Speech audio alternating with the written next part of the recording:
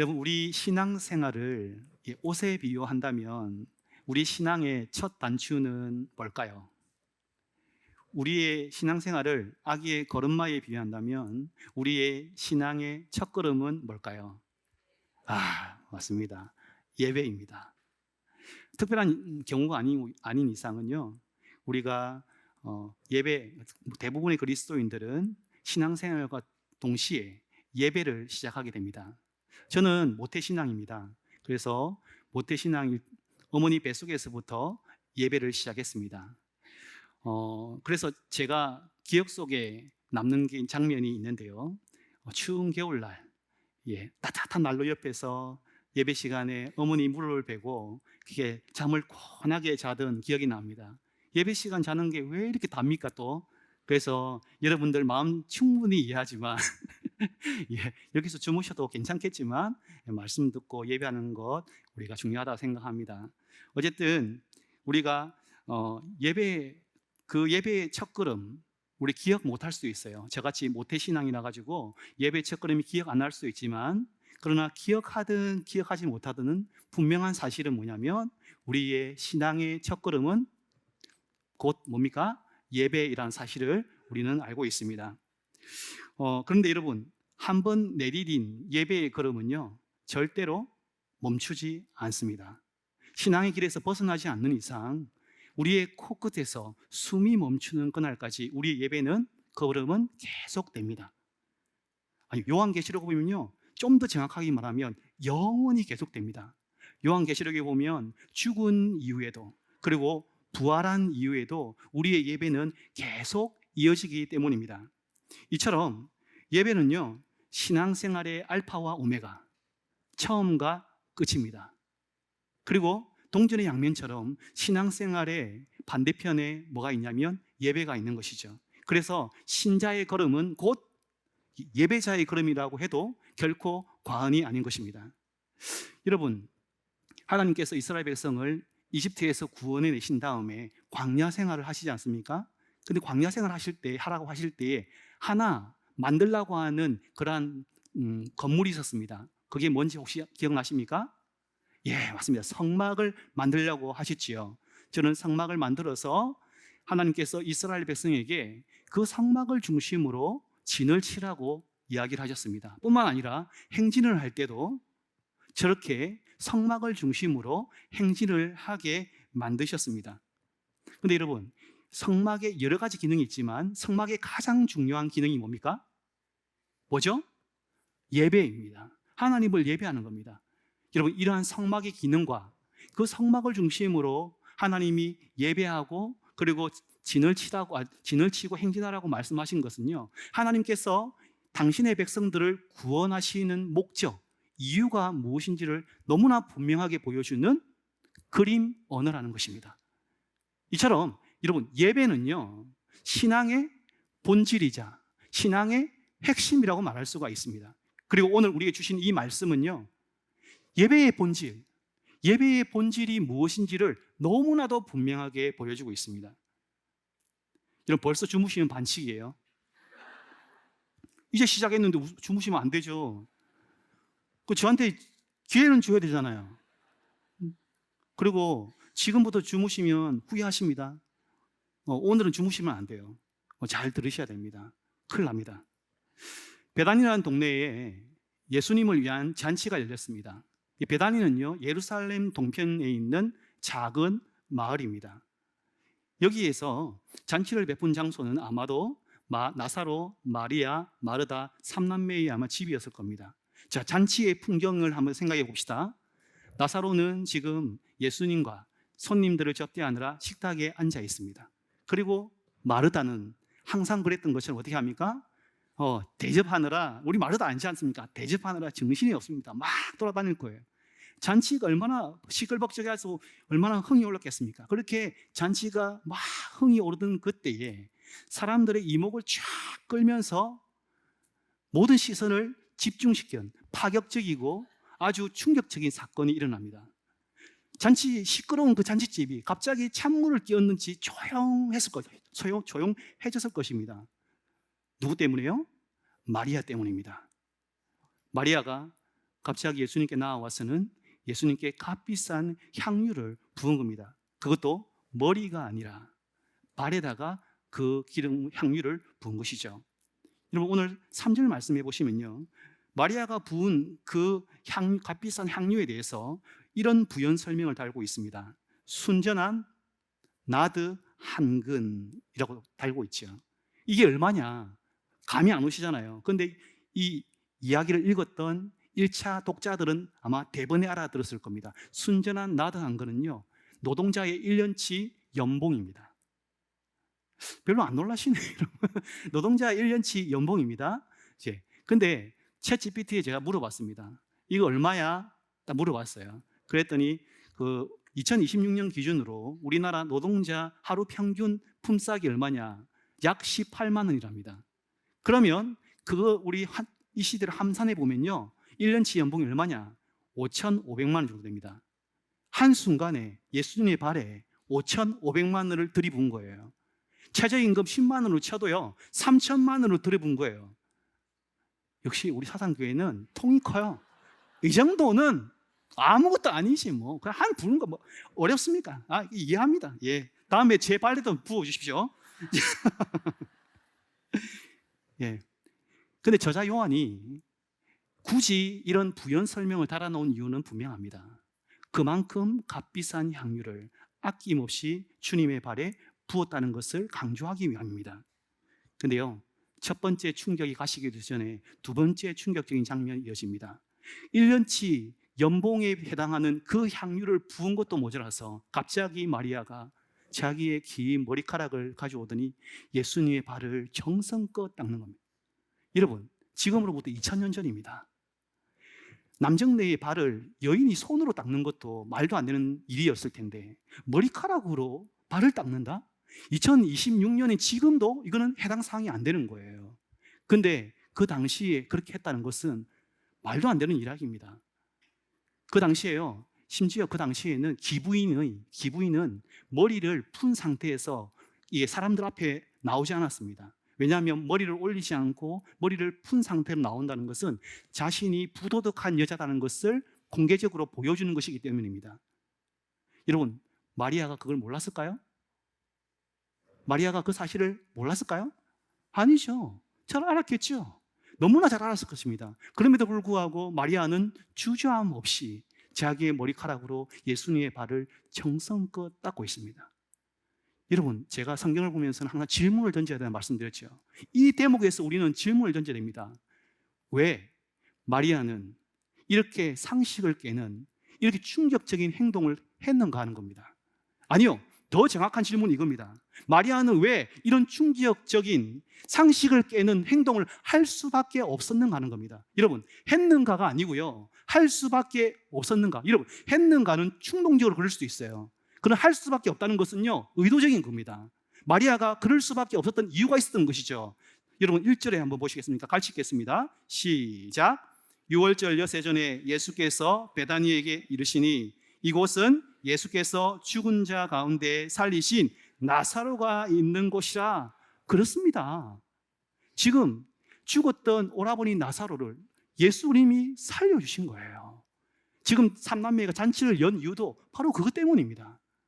여러분, 마리아는요, 잔치를 여는 것 가지고 부족했던 거예요. 마리아는 지금 그것까지 모자랐던 겁니다. 주님께서 사랑하는 오빠를 살려주신 그 은혜가 너무 큰데 잔치 따위로는 안 되는 거예요. 마음에 흡족하지 않는 거예요. 그 은혜가 너무 넘쳐 흘러서 이걸 어떻게 주체할 수가 없는 거예요. 그러니까 자기가 가지고 있던 것 중에 최고의 값비싼 향유를 그 앞에서 아낌없이 깨뜨리고, 그것도 모자라서 사람이 보든 안 보든 상관없이 자기의 머리카락으로 그 발을 정성껏 닦았다는 것이죠. 여러분, 이것이 바로 예배자의 모습입니다. 자신에게 베푸신 은혜에 감격해서 그 은혜를 기억하고 그 은혜에 대한 반응으로서의 감사, 이것이 예배의 심장이자 예배의 본질입니다. 여러분, 예배는요, 그 중심에 뭐가 있냐면 은혜와 감사가 있는 겁니다. 겉으로 드러나는 모습이 여러분 다양할 수 있어요. 겉으로는 어떤 사람은 울 수 있고요, 막 기뻐서 손을 칠 수도 있고요, 뭐 무표정하게 있을 수 있고요. 그거는 괜찮아요. 그러나 문제는 뭐냐면 그 다양한 모습의 그 중심에는 뭐가 있냐면 은혜와 감사가 있다는 겁니다. 그래서요, 예배 학자들마다 예배에 대한 정의가 아주 다양합니다. 제가 책을 많이 읽어봤는데요, 정의가 많이 달라요. 열이면 열 다 다릅니다. 근데 그 정의를 모으면요, 예배는 두 가지로 요약됩니다. 2G라고 합니다. Grace and Gratitude. 은혜와 감사. 이것이요, 예배의 두 기둥이고 예배의 공식입니다. 여러분, 성경을 한번 살펴보십시오. 예배의 출발점은 항상 은혜였습니다. 예배가 출발되는 그 지점에 항상 뭐가 있었냐? 은혜가 있었습니다. 믿음의 조상 아브라함을 여러분 한번 생각해 보십시오. 믿음의 조상 아브라함, 가는 곳마다 제단을 쌓고 하나님 예배합니다. 왜요? 하나님 먼저 그를 부르셨지 않습니까? 그에게 은혜를 베푸셨기 때문이 아니겠습니까? 그리고 이스라엘 백성들이 광야에서 성막을 세우고 성전을 세우고 그곳에서 예배한 이유가 뭡니까? 그들을 이집트에서 구원해신 하나님의 그 놀라운 은혜를 그들이 경험했기 때문이죠. 포로로 잡혀갔던 예루살렘이 멸망한 70년 후에 포로로 잡혀갔던 그 포로 귀환자들이 돌아오자마자 제일 먼저 무너진 제단을 쌓고 하나님을 예배했던 이유가 뭡니까? 그들을 그 포로에서 해방시켜준 하나님의 은혜를 기억했기 때문입니다. 초대교회 성도들이 왜 하나님을 예배했습니까? 추악한 죄로 말미암아 멸망할 수밖에 없는 자신들을 예수 그리스도 독생자를 보내주셔가지고 그들을 자기 자신을 구원하신 그 은혜를 분명하게 깨달았기 때문입니다. 여러분, 요한계시록에 보십시오. 요한계시록에 보시면요, 24장로들과 그 성도들이 왜 하나님을 예배합니까? 천상의 예배가 드려질 때에 그 24장로들이 왜 하나님 앞에서 자기의 면류관을, 자기가 쓴 면류관 하나님께 돌려드립니까? 요한계시록 5장 12절입니다. 큰 음성으로 이르되 죽임을 당하신 어린 양은 능력과 부와 지혜와 힘과 존귀와 영광과 찬송을 받으시기에 합당하도다 하더라. 죽임을 당하신 어린 양, 예수님이 죽으셨기 때문입니다. 어린 양이 죽으셨기 때문입니다. 누구를 위해서요? 우리를 위해서, 죄와 사망에 멸망으로 갈 수밖에 없는 우리를 위해서 죽으셨기 때문에 그 은혜를 아는 사람이 예배하는 것이죠. 여러분, 그 은혜를 모르는 사람은요, 예배할 수도 없고요, 예배하지도 않습니다. 제가 고난 주간 특별 새벽기도 때 했던 이야기인데요, 못 들으신 분이 많으니까 한 번 더 제가 리바이벌 하려고 합니다. 신학대학원에 가면 수업이 많이 있는데 고등학생처럼 많아요. 너무 많이 있는데 그 중에 설교 실습이라는 과목이 있습니다. 지금 제가 이제 우리 성도님들 앞에서 설교를 하지 않습니까? 근데 그 설교 실습에는요, 누구를 대상으로 하냐면 신대원생들을 대상으로 설교를 해요. 별로 안 놀라시네요. 지금 여러분 표정은 똑같아요. 딱 무표정, 막 쫄리게 만드는 거죠. 이런 말 써도 됩니까? 엄청 진짜 너무 싫거든요. 근데 설교하는 것도 싫은데요, 평가를 받아야 돼요. 딱 들고 내용 몇 점, 그리고 구조 몇 점, 표정, 발음, 그리고 심지어 성도들의 반응까지 그거 다 채점해가지고 수업 시간 제출하는 겁니다. 얼마나 싫겠습니까? 근데요, 그 이제 시간에 늦가기로 신대원에 늦게 이렇게 들어온 어떤 전도사님 한 분이 그 설교 실습 시간에 이런 간증을 했습니다. 어떤 간증을 했냐면요, 자기가 평신도 시절에 하나님이 너무 싫었다는 거예요. 예수님은 너무 좋은데 하나님이 너무 싫었다는 거예요. 이건 또 뭡니까? 예수님이 좋으면 세트로 가야 되는데 세트로 안 가고 하나님은 싫고 예수님은 좋아요. 여러분 중에 혹시 그런 분이 있습니까? 없죠? 근데 이런 독특한 분이 계세요. 만약 이런 분이 계시면 정지하면 안 돼. 이유가 있어요. 사연이 있다니까요. 이유가 뭐냐? 아니, 우리를 사랑하면 지가 죽어야지. 왜 자기 아들 죽이시나? 맞잖아요. 맞죠? 자기가 죽어야지. 왜 자기 아들을 죽이시지? 뭐 이런 궁금증이 생긴 거예요. 근데 여러분, 그런 생각이 완전히 깨진 데가 있었습니다. 언제 깨졌을까요? 그 사람이 결혼을 하고 첫 아들을 낳았을 때 완전히 깨졌습니다. 그러면서 이렇게 말했습니다. 내 생명을 주는 것보다 훨씬 더 큰 사랑이 있구나, 하나님의 은혜가 이렇게 크구나 하는 사실을 그제서야 알게 되는 겁니다. 여러분, 사도 요한은요, 그 놀라운 은혜를 이렇게 고백하고 있습니다. 우리가 다 그의 충만한 데서 받으니 은혜 위에 은혜라. 은혜 위에 은혜 뭡니까? 최고의 은혜라는 거예요. 여러분, 예배의 출발점, 예배의 시작, 그게 뭡니까? 은혜입니다. 은혜. 은혜를 모르면 절대로 예배할 수 없는 거예요. 여러분, 제가 어리석은 질문을 하나 드리겠습니다. 분명히 어리석은 질문이라 말씀드렸습니다. 여러분은 왜 하나님을 예배하십니까? 여러분은 왜 이 자리에 앉아 계십니까?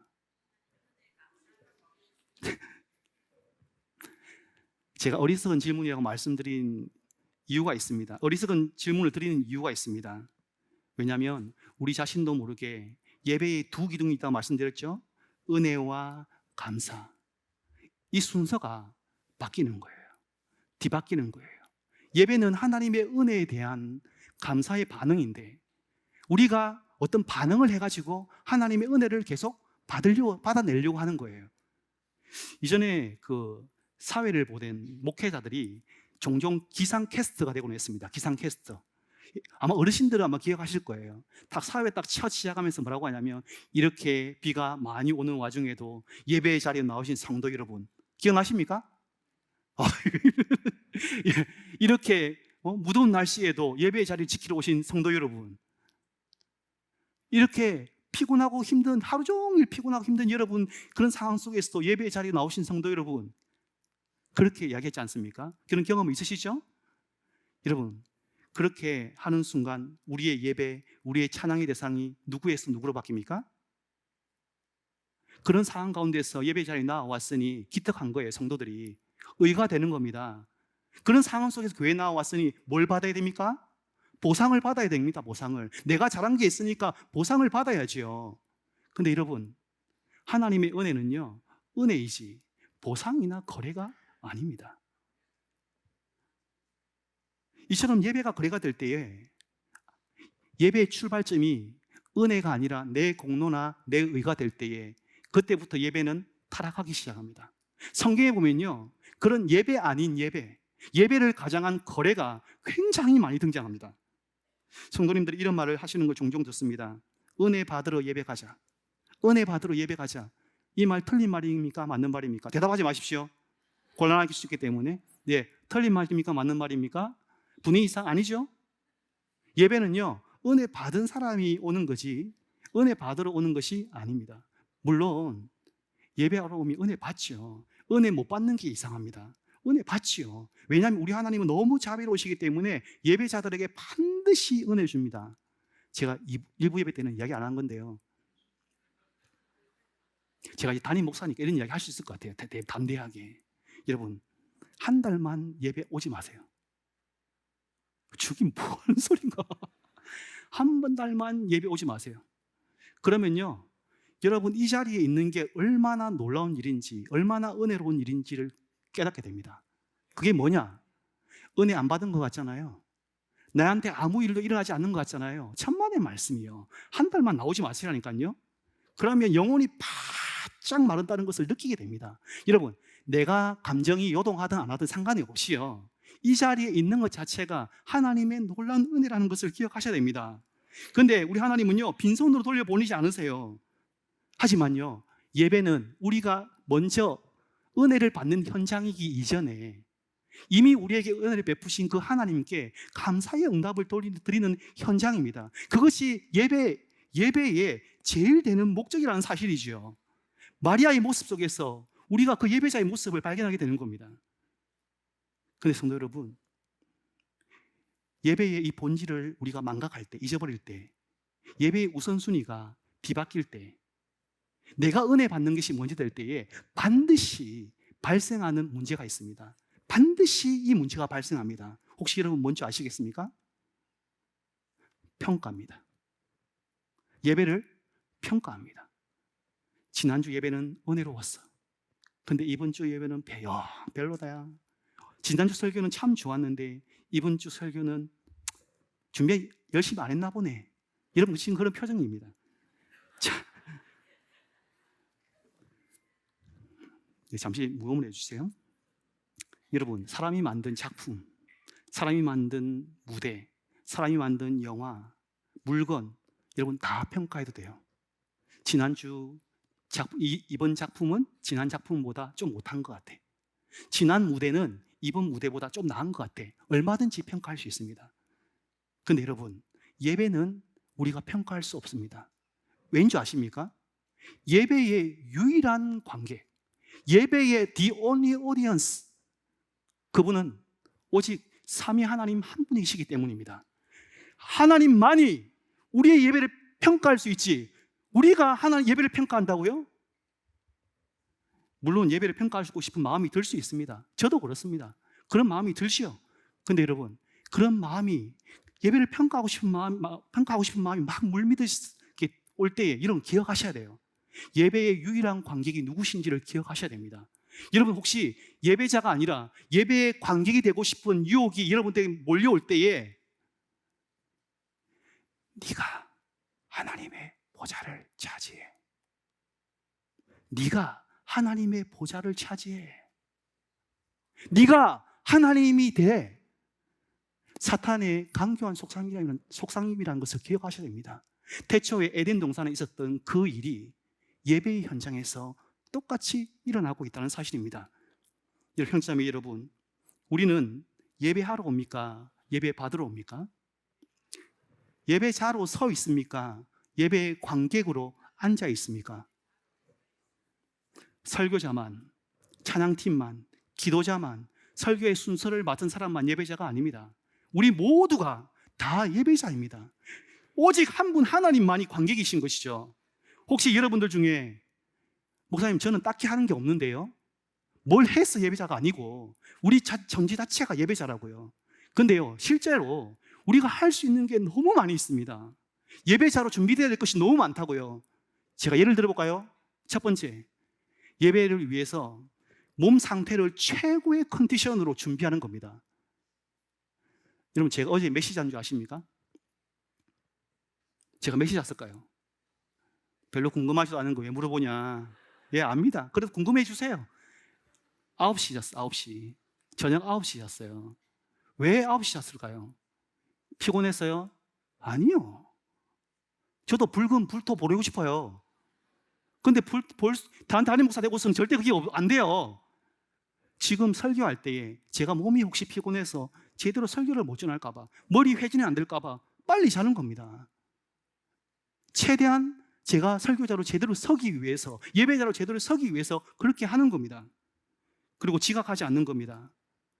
지각하지 않고 10분, 20분 전에 와가지고 기도로 예배와 자기의 마음을 준비하는 사람과 그냥 헐레벌 때 와가지고 예배를 준비하는 사람과 과연 똑같을 수 있겠습니까?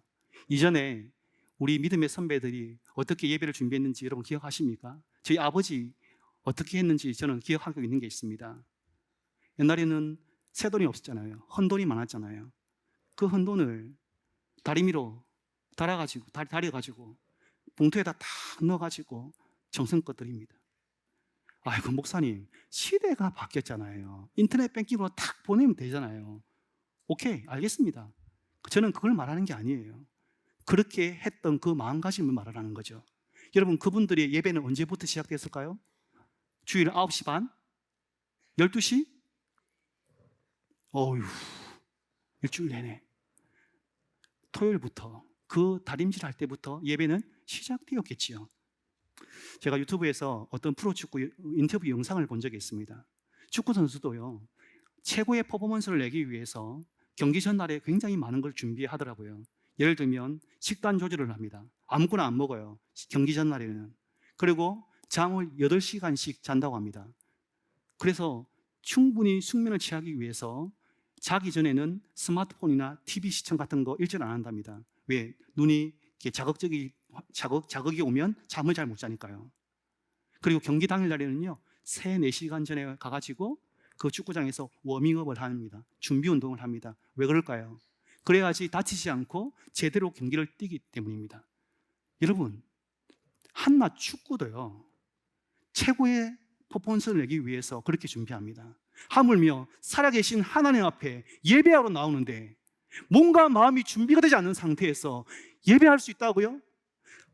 예배다운 예배를 드릴 수 있다고요? 천만의 말씀이요. 축구는 몸만 쓰는 거잖아요. 그러나 예배는 몸과 마음과 영혼까지 다 써야 되는 겁니다. 준비 없이 그냥 은혜롭게 한번 드려봐라, 이게 예배 되겠습니까? 절대 안 됩니다. 찬양 시간에 어떤 분들은 구경만 하고 있어요. 모르는 찬양이라고. 여러분, 몰라도 같이 할 수 있잖아요. 배울 수 있잖아요. 몇 분 부르면 할 수 있습니다. 하나님을 예배할 수 있어요. 강단에서 말씀이 선포될 때에 하자마자 이렇게 눈 감지 마시고 그 말씀에 귀를 기울이고 뿐만 아니라 마음까지 기울여 보십시오. 제가 같이 사역했던 목사님 한 분 계시는데 그분이 설교를 시작하기 전에 이런 말씀을 하신 적이 있습니다. 성도님들, 설교할 때에 설교자와 청중의 역할 비중이 얼마나 되는 줄 아십니까? 이렇게 물었어요. 여러분, 몇 프로인 줄 아세요? 몇 대 몇인 줄 아세요? 몇 대 몇일까요? 100대 100. 역시 우문현답이라고. 야, 저보다 더 지혜로운 것 같아요. 너무 멋있습니다. 50대 50이요. 설교자 50, 청중 50. 에이, 목사님 너무한다. 아니에요. 저 같은 사람한테는 더 그렇습니다. 여러분 딱 자는 순간 식은땀이 줄 흐르기 시작합니다. 내가 뭘 잘못하고 있나. 그때부터 예배가 꼬이는 거예요. 근데 여러분이 정말 말도 안 되는 설교를 하는데 막 귀를 기울여서 막 잡을 먹을 듯이 쳐다보시잖아요. 그럼 지가 잘하는 줄 알고 날뜁니다. 설교를 200% 한다니까요. 근데 여러분이 주무시면 그렇게 할 수가 없는 겁니다. 제일 중요한 게 하나 남았습니다. 하나님께서 우리에게 이미 베푸신 은혜를 기억하고 감사하는 마음으로 예배의 자리에 참여하겠습니다. 여러분 보십시오. 우리가 생각하는 것보다요, 우리가 할 수 있는 게, 예배를 위해 준비할 수 있는 게 너무 많이 있습니다. 만약에 우리 모든 성도들이 이렇게 준비할 수 있다면 우리의 예배 가운데 어떤 일이 벌어질까요? 저는 상상만 해도 행복합니다. 너무 놀라운 일이 일어날 것 같았어요. 사무엘하 6장에 보시면요, 다윗이 언약궤를 가지고 예루살렘으로 가져오는 그 사건이 기록되어 있습니다. 다윗이 언약궤가 예루살렘으로 돌아올 때에 어떻게 행동했는지 여러분 기억하십니까? 마치 아이처럼 뛰어서 놀았습니다. 여러분, 다윗이 왕이에요. 한 나라의 왕이라고요. 담임 목사 같은 사람이 아니고요, 한 나라의 왕이라고요. 그 사람이 채통, 권위 다 줘버리고 그냥 하나님 앞에서, 법궤 앞에서 막 뛰면서 얼마나 많이 뛰었는지 옷이 내려갈 정도로, 옷이 풀릴 정도로, 쏙살이 보일 정도로 그렇게 뛰어놀았습니다. 그럼 그때 그의 아내 미갈은 뭐라 하고 있었습니까? 사무엘하 6장 16절입니다. 여호와의 궤가 다윗성으로 돌아올 때에 사울의 딸 미갈이 창으로 내다보다가 다윗 왕이 여호와 앞에서 뛰놀며 춤추는 것을 보고 심중에 그를 업신여기니라. 미갈이 창밖으로 보고 있었어요. 어디 있었습니까? 발코니에 서서 창밖으로 다윗을 보고 있었어요. 그러면서 다윗이 예배하는 모습을 보고 비웃고 있었어요. 참나, 아이고, 저거 왕이 돼가지고 잘한다. 같은 시간, 같은 장소에 있었는데 다윗은 하나님을 예배하는 예배자였고 미갈은 예배 구경꾼이었다는 사실입니다. 마치 자기가 하나님이 된 것처럼 예배를 보고 판단하고 평가하고 있었던 것이죠. 분당 우리 교회 이찬수 목사님은요, 이 장면을 보고 이렇게 설교를 하셨더라고요. 예배하는 성도님들은 딱 두 종류로 나뉩니다. 미갈처럼 발코니에서 예배를 구경하는 성도님들과 다윗처럼 길 위에서 예배하는 성도님. 예배를 인도하다 보면, 말씀을 듣고 찬양할 때 보면 알아요. 길 위에서 예배하는지 발코니에서 구경을 하는지. 다윗처럼 감격에 겨워서 손을 들고 눈물을 훔치면서 말로 다 할 수 없는 은혜에 감사하면서 예배 드리는 분이 계십니다. 반면에 발코니에서 예배를 구경하는 분들은 어떤 분들이냐? 잘 들어보십시오. 우선 설교의 심사위원으로 참석합니다. 말씀이 시작되면 볼펜을 꺼내고 주보를 내놓고 평가를 합니다. 설교 준비 75점, 태도 50점, 또 발음 형편 없음. 이런 것들을 다 기록해 가지고는 발코니에서 예배를 구경한 부부가 집에 가면서 차의 시동을 부르릉 걸면서 남편이 아내에게 묻습니다. 여보, 오늘 설교 몇 점 나왔어? 아이고, 점수 후하기 좋네. 이런 대화가 오가는 겁니다. 오늘 설교 준비 잘했네? 오늘 설교 지루하네? 왜 이렇게 길지? 오늘 설교 짧게 했네? 준비 안 했나? 이런 분들은 발코니에서 예배를 구경하는 미갈이에요. 이렇게 말씀하시고 난 다음에 마지막으로 이렇게 설교를 맺습니다. 여러분, 발코니에서 내려와서 예배 구경꾼의 자리에 내려와서 참된 예배자가 되십시오. 발코니에서 내려와서 구경꾼의 자리에서 내려와서 참된 예배자가 되십시오. 사랑하는 성도 여러분, 예배의 관객, 예배의 구경꾼이 아닌 예배자로 서기 위해서 가장 필요한 것 한 가지가 있습니다. 예배의 본질을 회복하는 겁니다. 은혜의 우선성을 회복하는 겁니다. 하나님께서 이미 나에게 베풀어 주신 은혜를 기억하고 감사하는 마음으로 예배의 자리에 나오는 것입니다. 그냥 나오는 것이 아니라, 은혜 받으러 나오는 것이 아니라 이미 나에게 베풀어 주신 그 은혜를 기억하면서 나올 때에 우리가 미갈처럼 예배 구경꾼이 아니라 다윗과 같은, 마리아와 같은 참된 예배자가 될 수 있는 겁니다. 다윗과 같이 기쁨의 예배자, 마리아와 같이 자기의 가장 값진 것도 아낌없이 드릴 수 있는 예배자가 되는 것입니다. 여러분, 우리가 예배 구경꾼이 아니라 예배자가 되어야 되는 정말 중요한 이유가 있습니다. 지금까지 주무신 분들, 지금부터 들으세요. 하이라이트입니다. 예배는 우리의 신앙을 형성시키고 만들기도 하지만 반대로 우리의 예배는 예배를 망가뜨리기도, 우리의 신앙을 망가뜨리기도 한다는 겁니다. 참된 예배를 드릴 때 그 예배는 우리의 신앙을 건강하게 형성합니다. 그러나 거짓된 예배를 드릴 때에, 잘못된 예배를 드릴 때 그 예배는 우리의 신앙을 망가뜨립니다. 그래서 어떤 분들은요, 모태신앙으로 한 번도 안 빠지고 교회를 다니는데 그렇지 않은 분들보다 신앙이 심각하게 왜곡되고 변질되어 있는 것을 보게 되는 것입니다. 여러분, 엘리의 두 아들 홈리와 비느하스 기억하십니까? 여러분, 그 홈리와 비느하스가 예배 안 드렸습니까?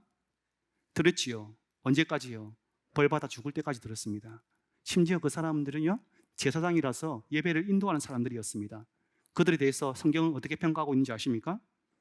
이 소년들의 죄가 여호와 앞에 심히 크면 그들이 여호와의 제사를 멸시함이었더라. 여러분, 예배를 드렸더니 어떤 결과에 이르렀냐? 예배를 멸시합니다. 다시 말하면 하나님을 멸시합니다. 아나 무인에 거치지 않고, 아나 무인했지 않습니까? 그러나 예배를 잘못 드리면 아나 무인에 거치지 않고 아나 무신에 이른다는 사실을 여러분 기억하셔야 됩니다. 여러분, 하나님이 안 두려우십니까? 만약에 여러분 마음속에 하나님이 안 두렵다면요, 정말 위험한 거예요.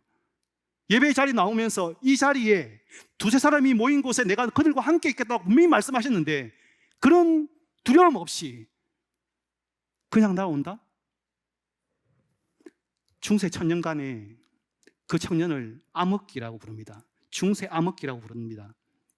그 천년간에 여러분 예배가 멈춘 적이 있습니까? 아니요. 그 암흑기에 예배는 더 많이, 더 자주, 더 화려하게, 더 열심히 드렸습니다. 그러나 역설적이게도 그렇게 예배 드리면 드릴수록 신앙이 망가지고 교회가 망가졌습니다. 이유가 뭘까요? 예배를 잘못 드려서 그렇습니다. 예배는요, 마치 자전거 타는 것과 비슷합니다. 자전거를 타고 가다가 여러분 멈추지 않습니까? 그러면 여러분 어떤 일이 벌어집니까? 아무 일도 안 일어납니까? 어떻게 되죠? 서 있습니까? 와, 대단한 묘기죠. 넘어집니다. 둘 중 하나예요. 자전거는 가든지 넘어지든지. 예배도 마찬가지예요. 여러분, 내 예배 가운데 아무 일도 일어나지 않았다? 천만의 말씀이요. 예배 가운데 나를 변화시키는 일이 일어났든지 아니든지 둘 중에 하나입니다. 오늘의 예배가 나의 신앙을 형성하든지 아니면 나의 신앙을 망가뜨리든지. 제가 마지막으로 이야기 하나 하면서 말씀을 맺고자 합니다. 한 전도사님이 소록도에 가서 한센병 환자와 함께 예배를 드리는 일이 있었다고 합니다. 소록도라는 곳이 일제강점기 이후에 이 한센병 환자들을 격리시켜서 살게 했던 곳 아닙니까? 설교가 다 끝난 다음에 이제 기도회를 하는데 전도사님 옆에 충청도 사투리로 이렇게 기도하는 청년이 있었다고 합니다. 하나님, 이 큰 은혜를 어찌다 갚는데요? 비슷한 모르겠다. 아니라도 용서해 주십시오. 하나님, 이 큰 은혜를 어떻게 다 갚는데요? 이렇게 기도하고 있는 거예요. 그래서 그 울면서 간절하게 기도하는 소리에 이 전도사님이 궁금했던 거예요. 도대체 무슨 은혜를 받았기에 저렇게 간절하게 기도하나? 그러면서 그러면 안 되는데 눈을 떠서 그 청년을 봤다고 합니다. 한센병 때문에 한쪽 눈은 없고요, 귀와 코는 문드러져서 형체를 알아볼 수 없었습니다. 입은 돌아가 있고요, 손가락은 다 없어져 가지고요, 뭉툭한 두 팔만 있었습니다. 이 뭉툭한 두 팔로 치면서 하나님, 이 큰 은혜를 어떻게 갚는데요? 하면서 막 통곡하고 있는 거예요. 그 모습을 보고 전사님이 너무 큰 충격을 받아가지고 붙잡고 막 드스리트 통곡하며 울었어요. 예배가 다 끝나고 난 다음에 전사님이 궁금하잖아요. 그래서 형제한테 물었습니다. 형제님, 도대체 어떤 은혜를 그렇게 크게 받으셨길래 그렇게 기도하십니까? 형제가 대답했습니다. 제가 한센병이 들고 난 이후에 7년 동안 연애해서 결혼한 아내가 먼저 나를 버렸습니다. 그 다음에 형제들이 나를 버렸습니다.